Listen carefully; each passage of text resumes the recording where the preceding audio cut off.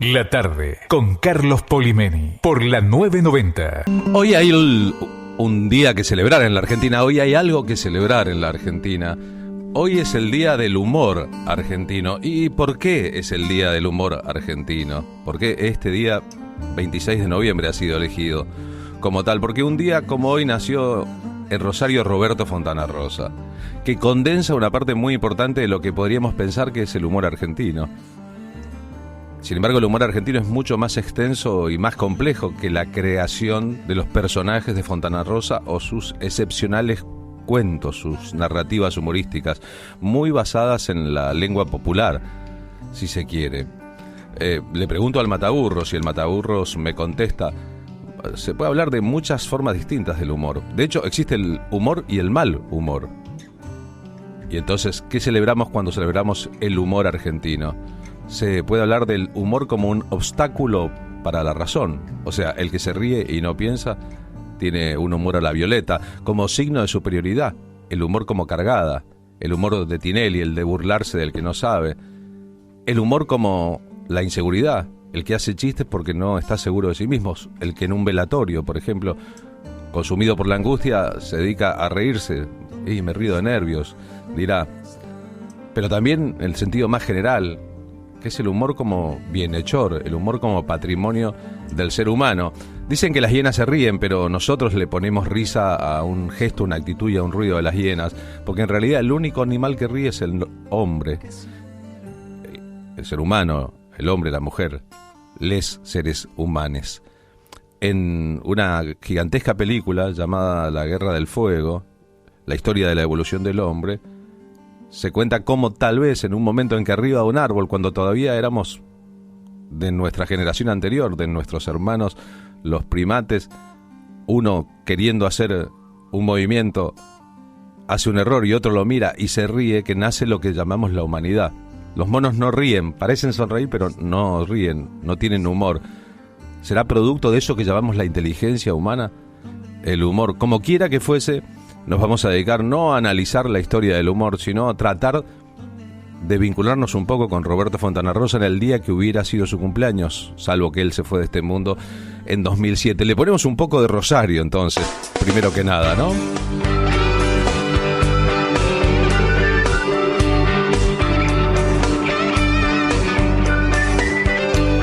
Porque hay una manera de pronunciar el argentino, la forma argentina en que hablamos el castellano, que es rosarina. Rosario es el Parque Independencia. Los muy fanáticos dirían: hay una forma de cantar, de hacer música, un estilo futbolístico que incluye algunos de los más grandes de todos los tiempos. Es el gris del cemento que arrulla a un río sobre. Pero también una ciudad que siempre estuvo cerca de Buenos Aires. Es decir, que siempre estuvo cerca, al ser portuaria, del agua, del tango y de la nostalgia. Pero también mucho más cerca del norte folclórico, de la Mesopotamia guaranítica, de las mafias que se constituyeron con la llegada de los inmigrantes,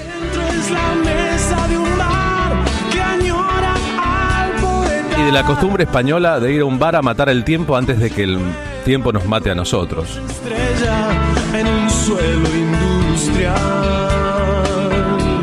Si leen hoy noticias de Rosario en la prensa nacional, ya verán el polvorín que es Rosario.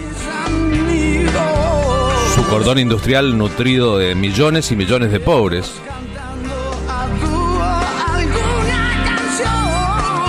El tráfico de sustancias prohibidas por el Estado, la impotencia del Estado para lidiar con el problema que se ha generado.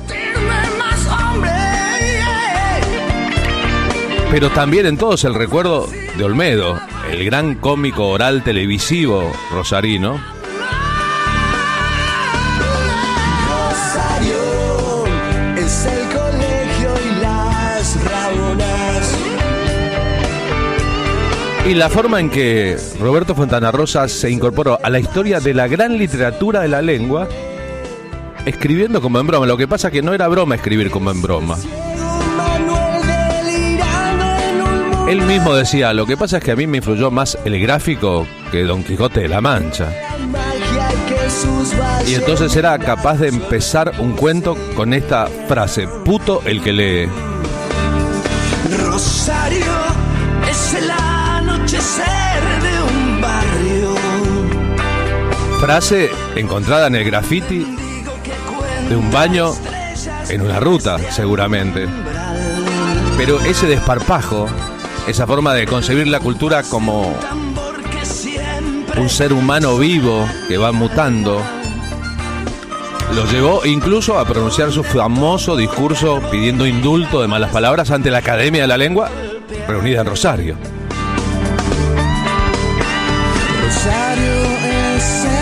Este asunto de puto el que lee entrevista a Roberto Fontana Rosa en un programa de libros de la muy paqueta televisión chilena. Abriendo un libro te encontrarás con estas palabras iniciales: puto el que lee esto. Nunca encontré una frase mejor para comenzar un relato. Nunca, lo juro por mi madre, que se caiga muerta. Y no lo escribió Joyce, ni Faulkner, ni Jean-Paul Sartre, ni Tennessee Williams, ni el pelotudo de Góngora. Lo leí en un baño público en una estación de servicio de la ruta. Eso es literatura. Eso es desafiar al lector y comprometerlo. Si el tipo que escribió eso, seguramente mientras cagaba con un cortaplumas sobre la puerta del baño, hubiera decidido continuar con su relato, ahí me hubiese tenido a mí como lector consecuente. Eso es un escritor. Pum y a la cabeza, palo y a la bolsa. El tipo no era, por cierto, un genuflexo dulzón ni un demagogo. Puto el que lee esto y a otra cosa. Si te gusta bien y si no también a otra cosa, mariposa. Hacete cargo y si no, jodete. Hablan de aquel famoso comienzo 100 años de soledad, la novelita rococó de Gran Gabo. Muchos años después, frente al pelotón de fusilamiento, mierda pura. Esto que yo cuento, que encontré en un baño público, es muy superior. Y no pertenece seguramente a nadie salido de un taller literario o de un cenáculo de escritores pajeros que se la pasan hablando de Ross MacDonald. Bueno, con este comienzo y con este párrafo me encontré yo, y a través de este texto fui como conocí a un escritor que no sabía que era escritor, un escritor que conocía por su maravilloso trabajo en tiras cómicas, en una sátira a través del dibujo, y que nos ha entregado tanto a través de tanto tiempo, a través de personajes y arquetipos inolvidables como Inodoro Pereira y su perro, a través de Boogie el aceitoso. Es Fontana Rosa, y Fontana Rosa está conmigo aquí en esta conversación. Muchas gracias por estar aquí. No, por favor, me acordaba, ahora que vos iniciaste con ese inspirado texto de apertura, vos sabés que ese texto, incluso alguna gente que lo leyó, piensa que es casi una declaración de principios mía, porque lo toman como una editorial del libro, y en definitiva, o en realidad, no es así. Es un cuento más dentro de un libro de cuentos. Habitualmente los libros míos tienen entre 20 y 25 cuentos. Este era uno más, y como se refiere en principio a las palabras iniciales, a esa frase de apertura que uno siempre busca, que tenga cierta atracción, etcétera, etcétera, y se mencionan el inicio de algunos libros, inicios famosos de algunos libros, creo que ahí se menciona, bueno, el que vos leíste de 100 años de soledad, también no sé si está el del extranjero o Adén Arabia, alguno de ellos. Bueno, se me ocurrió ponerle palabras iniciales, y después, viendo que era palabras iniciales, me pareció lógico que fuera el primer cuento. Pero hubo gente que lo tomó como si fueras tú que hablaras, claro, y como no un personaje. Si era mensaje del autor, ¿no? Que, por otro lado, tampoco voy a deslindar responsabilidades. Es posible que muchas de esas cosas yo las piense seriamente, ¿no? O que alguna vez las haya puesto en la balanza, ¿no? Y de ahí, bueno, algunos de los conceptos en un tono indudablemente mucho más altisonante y agresivo que lo que yo lo usaría acá, por ejemplo, en una mesa frente a los telespectadores. Pero fíjate que de alguna manera, puedo tutearte, ¿no es cierto? Sí, sí. Fíjate que de alguna manera me fascinó este comienzo, porque Quizás hoy día, a mí me toca leer mucha narrativa, se ha puesto de moda un tipo de literatura que parece estar escrita para los críticos literarios más que para los lectores. Es decir, se ha perdido esa capacidad maravillosa que tiene la narración de agarrar al lector desde el comienzo y no soltarlo más de la solapa, que tenía la vieja tradición literaria. Claro, porque a veces se interpreta como que es nada más que un efectismo, ¿no? O un recurso o un golpe bajo, como lo menciono yo ahí. Pero yo creo que en el caso mío trato de escribir lo que me gustaría leer o lo que me ha gustado leer. Ojalá yo pudiera escribir cosas de la misma efectividad que muchas que yo he leído, y fundamentalmente el placer de la lectura. Y como yo también menciono ahí en algún párrafo, parafraseando a John Irving, ¿por qué lee uno una novela? Porque quiere saber cómo termina, ¿no? Digamos, la cosa de posiblemente el oficio más viejo del mundo, ¿no? El de la narración. El tipo, el amigo que viene y te cuenta algo y vos te quedás atrapado hasta ver cómo termina lo que te está contando. También es el narrador oral que junto al fuego contaba cuentos de historias, ¿no? De ahí lo del oficio más viejo del mundo, aunque se atribuye eso a la prostitución, digamos. Pero eso es esa fuerza del relato, ¿no? Que se compone, por supuesto, en una manera de contar, en una forma atractiva de contar, pero también yo le presto mucha atención a qué cuento, por ahí más que cómo lo cuento, ¿no? Porque yo no sé si tengo un estilo reconocible o si tengo una riqueza formal, pero me desvela encontrar historias que a mí me gustaría escuchar, ¿no? Que me den ganas de contarlas y de narrarlas.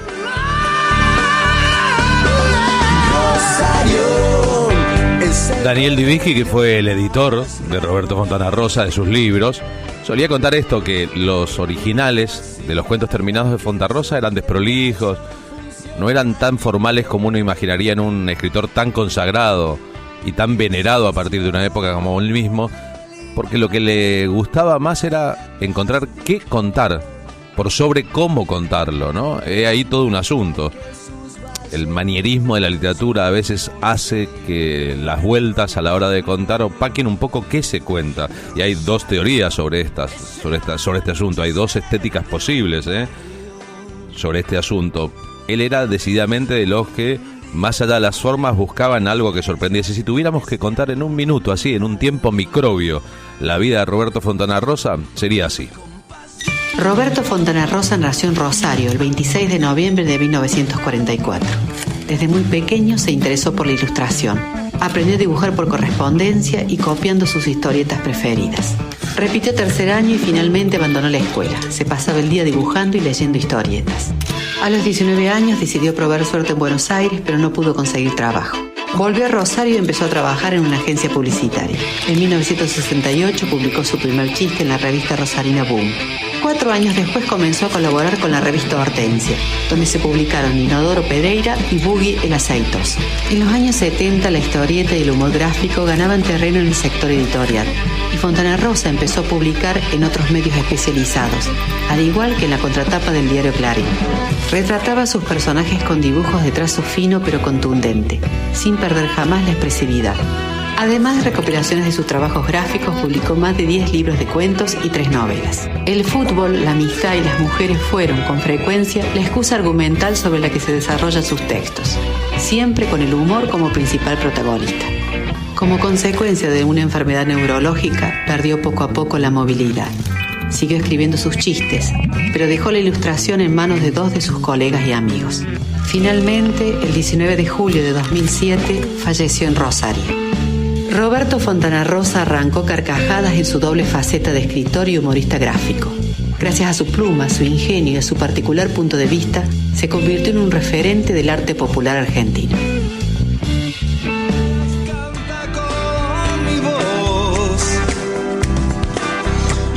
Estoy recordando ahora que en un programa de televisión que yo mismo conducía, Polifacético, cierta vez que Roberto Fontana Rosa vino de invitado y le dimos los elementos, dibujó y está enmarcado y preservado en el living de mi casa su mundo de personajes, que en realidad se limitaron a 3 personajes gráficos. Boogie el Aceitoso, que nació como una burla a las novelas estadounidenses policiales.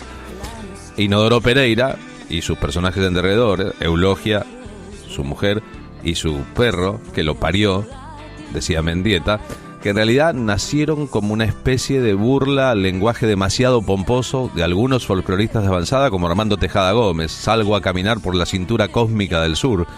Apreciando esa obra, Fontana Rosa ponía una distancia e inventaba un gaucho que hablaba así con ese lenguaje. Fue muy influyente Fontana Rosa sobre muchos artistas distintos. En su último libro sobre Charly García, Roque Di Pietro cuenta que hay unas ideas en canciones de Charly García que provienen directamente de su hiperlectura de Inodoro Pereira. De hecho, Charly le había puesto antes a un grupo La Máquina de Hacer Pájaros, que es un personaje de Cristóbal Reynoso, el amigo que terminó dibujando el lugar de Fontana Rosa. Es decir, hay mucho más Fontana Rosa y mucho más influencia de sus personajes que lo que se piensa dando vueltas. Este asunto de encontrar una historia que a uno le gustaría escuchar lo llevó a que una parte muy importante de su cuentística resultase de hombres conversando, de eso que decía el informe, de fútbol, de mujeres, de sí mismos, pero mirados con una pluma que no implicaba solamente el trazo machista, sino también la disección de cómo es un porcentaje de la masculinidad en la Argentina. Es extraordinario al respecto del mundo ha vivido equivocado, que bueno, tiene muchas versiones en teatro, en televisión. Esta es una en televisión con Daniel Araoz y Miguel Ángel Rodríguez. Dos tipos en un bar. ¿Vos tenés idea cómo es un día perfecto? Típico comienzo para engancharte. ¿Cómo es un día perfecto? Mira, un día perfecto es así. Vos cazás un avión, ¿no? Agarrás un avión y viajás. Ponele que te va de viaje a una isla. Esta historia es muy larga. La grabación en televisión debe durar 18 minutos más o menos, porque lo que discute este cuento es que aquello que te han contado como el día perfecto debería ser reordenado, porque en ese día perfecto el tipo en una isla, solo, sin nada que hacer, termina intimando con una señorita, pero antes de que llegue el momento de intimar con la señorita pasa por un montón de etapas que consisten, entre otras cosas, en el primer trago, una invitación a cenar, un café antes, una cena, alcohol, un poco más de alcohol, un postre, la decisión de ir a la habitación, y cuando se llega a la habitación ya los dos están maltrechos de tanto consumo, de tanta expectativa. Entonces, si el mundo viviera sin la equivocación que el mundo tiene, empezarían por ir a hacer el amor y después vendría todo el resto, porque de entrada está claro qué es lo que buscan los dos. $1 le tenés que dar, propina universal. Pero esto es como un tipo le va contando al otro que el día perfecto debe ser replanteado, porque el mundo ha vivido equivocado, ha vivido pensando que el sexo es el final del camino, cuando debería ser el principio. Pero ¿qué es lo que hace un tipo cuando llega a un hotel de estos 5 estrellas o más? Cuando llega ahí, deja los bártulos y baja a la cafetería a tomar un jugo. Ponele, un jugo de tamarindo, de mandarina, de frutilla, de melón. Vete la fruta que es rara que tienen ellos, la mezclan todo. Pero no, de tamarindo, un jugo de tamarindo. De todas maneras, en el Día del Humor recordamos a Roberto Fontana Rosa. Es imposible olvidar el día que, divirtiendo a los presentes en la reunión de la Academia Internacional de la Lengua Española en Rosario, pidió el indulto para las palabras que él utilizaba, las malas palabras. Don Roberto, ahora, escuchando a los amigos, a los colegas, me doy cuenta de que lo que voy a hablar no tiene absolutamente nada que ver con los postulados, ¿no? Primero quería hacer una pequeña reflexión a algo que comentó Federico, asombrado ante la presencia femenina multitudinaria. Digo, lo que es no conocer esta ciudad, ¿no? Yo siempre afirmo que esta ciudad tiene bellas mujeres y buen fútbol. ¿Qué más puede ambicionar un intelectual? No, lo que ocurre es que a mí se me ocurrió hablar sobre las malas palabras. y hay apoyo popular. Los personajes de Fontana Rosa hacen lo mismo que él hacía, Repito, no sé que es qué dar tiene que ver con vueltas esto de la como sin llegar nunca al tema al que se van a dirigir hasta Ahora que pienso, encontrar el este tema. título lo habrán puesto para decir, bueno, una persona que logra decir correctamente internacionalización es capaz de ponerse en un escenario y hablar algo, porque es como un test que han hecho. Algo tendrá que ver el tema de las malas palabras, por ejemplo, con lo que decía el amigo escribano. Se nota que es tan polémica esta mesa que es a la única que le han asignado un escribano para controlar lo que se dice en ella. Él decía, por ejemplo, de la ausencia por ahora del español en la tecnología, en la computación. ¿Qué tiene que ver eso con las malas palabras? Al menos lo que he insultado yo cada vez que se me va un texto en la computadora, creo que es un aporte real. En cuanto al intercambio, me ha tocado, él mencionaba, escribano, un libro puro fútbol, me ha tocado acompañar a la selección argentina en los partidos en Latinoamérica, y el intercambio que hay en esos casos de este lenguaje es de una riqueza notable. No, yo la pregunta es que ahora me hago, ¿no? ¿Por qué son malas las malas palabras? O sea, ¿quién las define? ¿Por qué? ¿Qué actitud tienen las malas palabras? ¿Le pegan a las otras palabras? Son malas porque son de mala calidad, o sea que cuando uno las pronuncia se deterioran y se dejan de usar. Tienen actitudes reñidas con la moral, sí, obviamente, pero no sé quién las define como malas palabras. Tal vez sean como esos villanos de las viejas películas que nosotros veíamos, que en principio eran buenos, pero que la sociedad los hizo malos. Tal vez nosotros al marginarlas, las hemos derivado en palabras malas, ¿no es cierto?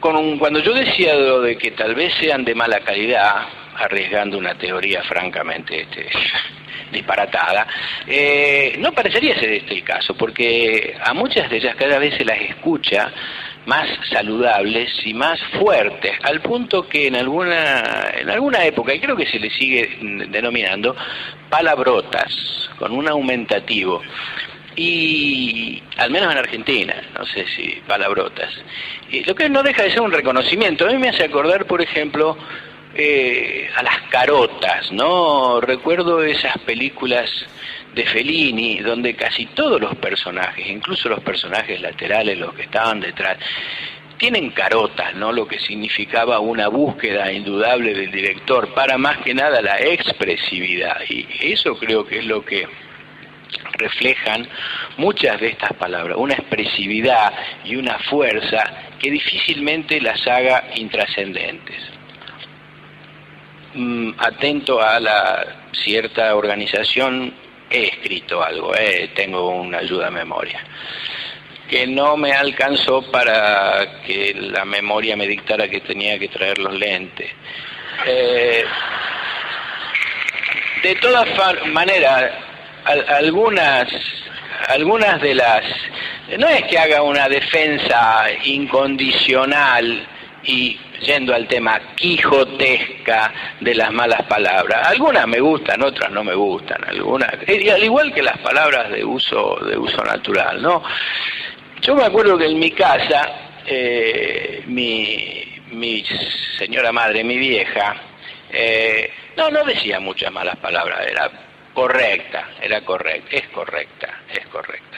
Mi viejo, en cambio, era en ese aspecto, era lo que se llamaba un mal hablado, ¿no?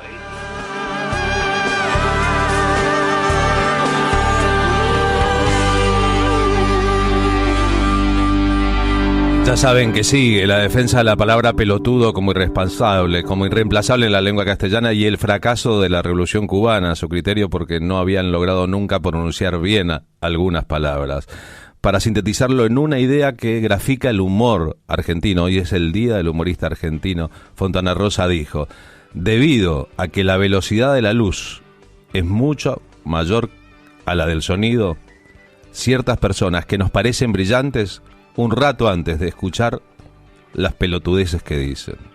Hay personas que parecen brillantes un rato antes de escuchar las pelotudeces que dicen. Feliz día del humor argentino. La tarde con Carlos Polimeni.